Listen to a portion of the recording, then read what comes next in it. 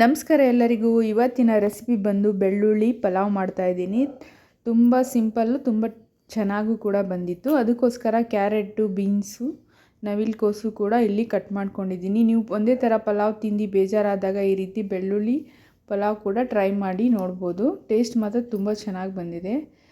ಇಲ್ಲಿ ಒಂದು ಈರುಳ್ಳಿ ಮತ್ತು ಟೊಮೊಟೊ ಕೂಡ ನಾನು ಕಟ್ ಮಾಡ್ಕೊತಾ ಇದ್ದೀನಿ. ಇಲ್ಲಿ 2 ಟೊಮೊಟೊ ತೊಗೊಂಡಿದ್ದೀನಿ. ಇದು ಜಾಸ್ತಿ ಮಸಾಲೆ ಕೂಡ ಬೇಕಾಗಲ್ಲ.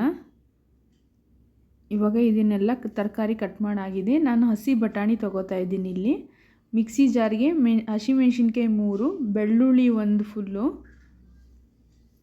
ಮತ್ತು ಸ್ವಲ್ಪ ಶುಂಠಿ ತೊಗೊಂಡಿದ್ದೀನಿ, ಸ್ವಲ್ಪ ಕೊತ್ತಂಬರಿ ಸೊಪ್ಪು,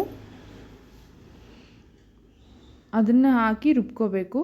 ಸಣ್ಣಕ್ಕೆ ಪೇಸ್ಟ್ ಥರ ರುಬ್ಕೊಂಡ್ರೆ ಸಾಕು. ಒಂದು ಕುಕ್ಕರ್ಗೆ ಸ್ವಲ್ಪ ಎಣ್ಣೆ, ಪಲಾವ್ ಎಲೆ ಮತ್ತು ಪಲಾವ್ ಸಾಮಾನು ಕೂಡ ಹಾಕೋಬೋದು. ಒಗ್ಗರಣೆಗೆ ಬೆಳ್ಳುಳ್ಳಿ, ಈರುಳ್ಳಿ ಕೂಡ ಹಾಕಿ ಫ್ರೈ ಮಾಡ್ಕೋತಾ ಇದ್ದೀನಿ. ಬೆಳ್ಳುಳ್ಳಿ ಜಾಸ್ತಿ ಹಾಕಿ ಈರುಳ್ಳಿ ಕಮ್ಮಿ ಹಾಕಿದ್ರೆ ಟೇಸ್ಟ್ ಚೆನ್ನಾಗಿರುತ್ತೆ. ಇವಾಗ ತರಕಾರಿ ಕಟ್ ಮಾಡಿದ್ನಲ್ಲ ಅದು ಕೂಡ ಹಾಕಿ ಎಣ್ಣೆಲೇ ಫ್ರೈ ಮಾಡ್ಕೋತಾ ಇದ್ದೀನಿ. ಸ್ವಲ್ಪ ಉಪ್ಪು ಹಾಕಿದ್ರೆ ತರಕಾರಿ ಬೇಗ ಬೆಂದೋಗುತ್ತೆ, ಅದಕ್ಕೋಸ್ಕರ ಇಲ್ಲಿ ಉಪ್ಪು ಹಾಕ್ತಾಯಿದ್ದೀನಿ. ಇಲ್ಲಿ ನಾನು ಹಸಿ ಬಟಾಣಿ, ಮೊಳಕೆ ಬಂದಿರೋ ಬಟಾಣಿ ತೊಗೊಂಡಿದ್ದೀನಿ. ರುಬ್ಬಿರೋ ಪೇಸ್ಟನ್ನು ಹಾಕಿ ಒಂದು 5 ನಿಮಿಷ ಹಸಿ ವಾಸನೆ ಹೋಗೋವರೆಗೂ ಫ್ರೈ ಮಾಡ್ಕೋಬೇಕು. ನಂತರ ಲಾಸ್ಟಲ್ಲಿ ಟೊಮೊಟೊ ಆ್ಯಡ್ ಮಾಡ್ತಾಯಿದ್ದೀನಿ. ಇದನ್ನು ಕೂಡ ಸ್ವಲ್ಪ ಫ್ರೈ ಮಾಡ್ಕೋತಾ ಇದ್ದೀನಿ. ಇವಾಗ ನಾನು ಕಾಯಿ ಬಳಸ್ತಾ ಇಲ್ಲ, ಬರೀ ಕಾಯಿ ಹಾಲು 1 ಬಟ್ಲು ಹಾಕೋತಾ ಇದ್ದೀನಿ. ಸಂಜೆ ಅಥವಾ ನೀವು ಬೆಳಗ್ಗೆ ಕೂಡ ಇದನ್ನು ಮಾಡ್ಕೋಬೋದು. ಸ್ವಲ್ಪ ಗರಂ ಮಸಾಲ, ಧನಿಯಾ ಪೌಡ್ರು, ಸ್ವಲ್ಪ ಅರಿಶಿನ, 1 ಚಿಟಿಕೆ ಅರಿಶಿನ ಕೂಡ ಹಾಕಿ ಮಿಕ್ಸ್ ಮಾಡ್ಕೋತಾ ಇದ್ದೀನಿ. ಇವಾಗ ಒಂದು 5 ನಿಮಿಷ ತರಕಾರಿ ಬೇಯಲಿ ಚೆನ್ನಾಗಿ. ಈಗ ತರಕಾರಿ ಬೆಂದಿದೆ.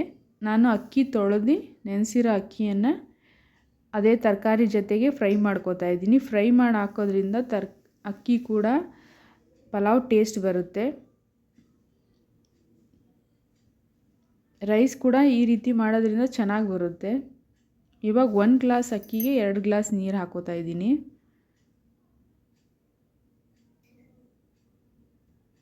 ನಿಮಗೇನಾರ ನನ್ನ ವಿಡಿಯೋ ಇಷ್ಟವಾದಲ್ಲಿ ಲೈಕ್ ಮಾಡಿ, ಸಬ್ಸ್ಕ್ರೈಬ್ ಮಾಡೋದನ್ನು ಮರಿಬೇಡಿ. ಹೇಗಿದೆ ಅಂತ ಕಮೆಂಟ್ ಮಾಡಿ. ಸ್ವಲ್ಪ ಉಪ್ಪು ಕಮ್ಮಿ ಆಗಿತ್ತು, ಅದಕ್ಕೋಸ್ಕರ ನಾನು ಮತ್ತೆ ಸ್ವಲ್ಪ ಉಪ್ಪು ಹಾಕೋತಾ ಇದ್ದೀನಿ. ಮೇಲೆ 1 ಸ್ಪೂನ್ ತುಪ್ಪ ಹಾಕಿ 1 ಕುದಿ ಬಂದ ನಂತರ ಇದನ್ನು ಮುಚ್ಚಿ 1 ವಿಷಲ್ ಸಾಕು ಕೂಗಿಸ್ಕೊಂಡ್ರೆ ಬೆಳ್ಳುಳ್ಳಿ ಪಲಾವ್ ರೆಡಿ. ಬಿಸಿ ಬಿಸಿಯಾದ ಬೆಳ್ಳುಳ್ಳಿ ಪಲಾವ್ ರೆಸಿಪಿ ಅಂತೂ ಸೂಪರಾಗಿತ್ತು. ನೋಡಿ ಇದು ಎಷ್ಟು ಚೆನ್ನಾಗಾಗಿದೆ ಅಂತ. ಅನ್ನನ ಸಕ್ಕತ್ತಾಗಿ ಬಂದಿದೆ. ಅಕ್ಕಿನ ಈ ರೀತಿ ಫ್ರೈ ಮಾಡೋದ್ರಿಂದ ಅನ್ನ ಚೆನ್ನಾಗಿ ಬರುತ್ತೆ. ಇದ್ರ ಜೊತೆಗೆ ಮೊಸರು ಅಥವಾ ಚಟ್ನಿ ಜೊತೆಲೂ ತಿಂದರೆ ಚೆನ್ನಾಗಿರುತ್ತೆ. ಇಲ್ಲಿ ನಾನು ಮೊಸರು ಯೂಸ್ ಮಾಡ್ತಾಯಿದ್ದೀನಿ. ಟೇಸ್ಟ್ ಮಾತ್ರ ಸಕ್ಕತ್ತಾಗಿತ್ತು. ಬಿಸಿ ಬಿಸಿದಂತೂ ತಿಂತಾಯಿದ್ರೆ ಟೇಸ್ಟ್ ತುಂಬ ಚೆನ್ನಾಗಿದೆ. ನೀವು ಒಂದು ಸತಿ ಟ್ರೈ ಮಾಡಿ ನೋಡಿ, ಹೇಗಿದೆ ಅಂತ ಕಮೆಂಟ್ ಮಾಡಿ. ಇವಾಗ ನಾನು ಹೇರ್ಗೊಂದು ಟಿಪ್ಸ್ ಹೇಳ್ತಾ ಇದ್ದೀನಿ. ನೀವು ಮೆಹಂದಿ ಯಾವ ರೀತಿ ಯೂಸ್ ಮಾಡ್ಬೋದು ಅಂತ. ಇಲ್ಲಿ ಟೀ ಸೊಪ್ಪು ಮತ್ತು ನಾನು ದಾಸವಾಳ ಹೂವು ತೊಗೊಂಡಿದ್ದೀನಿ. ಅದನ್ನು 1 ಗ್ಲಾಸ್ ನೀರು ಹಾಕ್ಬಿಟ್ಟು ಅರ್ಧ ಗ್ಲಾಸ್ ನೀರು ಆಗೋವರೆಗೂ ಚೆನ್ನಾಗಿ ಬೇಯಿಸ್ಕೋಬೇಕು. ಇವಾಗ ಮಿಕ್ಸಿ ಜಾರ್ಗೆ ಸ್ವಲ್ಪ ಕರಿಬೇವು, 1 ಬೀಟ್ರೂಟ್ ಹಾಕೋತಾ ಇದ್ದೀನಿ ನ್ಯಾಚುರಲ್ ಕಲರ್ಗೋಸ್ಕರ. ಬೀಟ್ರೂಟ್ನ ಚಿಕ್ಕದಾಗಿ ಕಟ್ ಮಾಡಿಕೊಂಡು ಸ್ವಲ್ಪ ನೀರು ಹಾಕಿ ರುಬ್ಕೋಬೇಕು. ಇವಾಗ ನಾನು ಕಬ್ಬಿಣದ ಬಾಣಲಿ ತೊಗೋತಾ ಇದ್ದೀನಿ.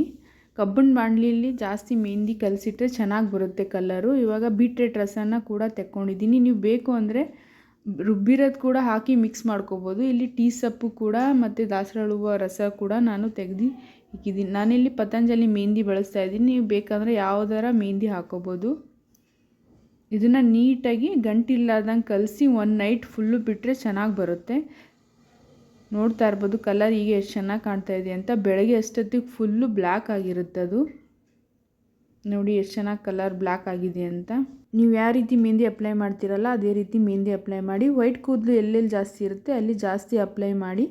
ಇದು 4 ಅವರ್ ಆದಮೇಲೆ ನೀವು ವಾಶ್ ಮಾಡ್ಕೊಳ್ಳಿ. ಶಾಂಪು ಹಾಕಬೇಡಿ, ಹಾಗೆ ವಾಶ್ ಮಾಡಬೇಕು. ಸಂಜೆ ನೀಟಾಗಿ ಎಣ್ಣೆ ಹಾಕಿ ಮಸಾಜ್ ಮಾಡ್ಕೊಳ್ಳಿ.